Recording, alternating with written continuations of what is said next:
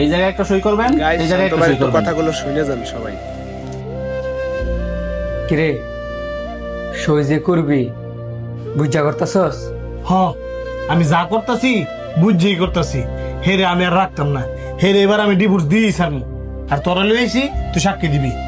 বন্ধুত্বের খাতিরে না হয় সাক্ষী দিলাম, কিন্তু আরেকবার চিন্তা করে দেখ, তোর কিন্তু একটা মেয়ে আছে। আমার মেয়ে আছে তাতে কি? আমার মেয়ে আমার কাছে লয়ে পড়মু।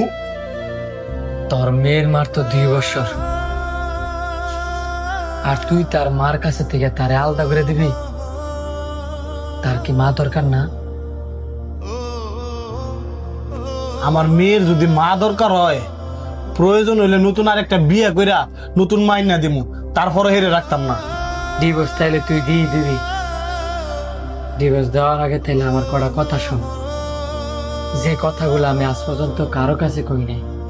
তোর আবার কি কথা ক?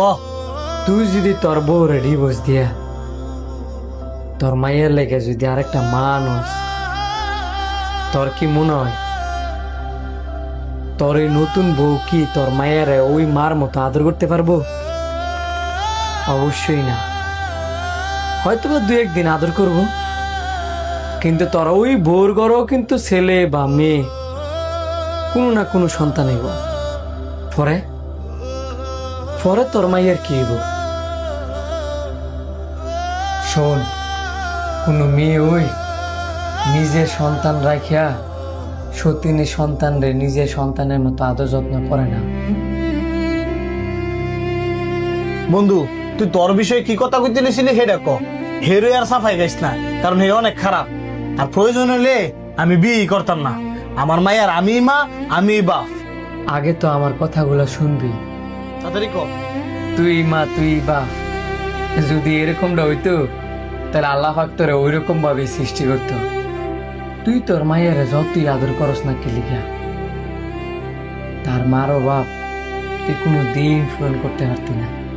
তেমনি তোর বউ তোর মায়ের যতই আদর করুক না কি লিখা, তার বাবারও বাপ তোর বউ জীবনও পূরণ করতে পারত না। একটা সন্তানের বাবা যেমন প্রয়োজন, মাও তেমন প্রয়োজন।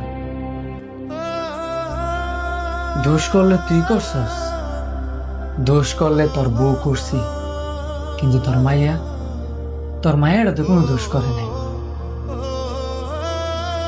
তুই একটা বিয়ে করলে নতুন বউ পাবি, তোর বউ একটা বিয়ে করলে নতুন জামাই পাইবি, কিন্তু তোর মেয়েটা মাঝখানটা তোর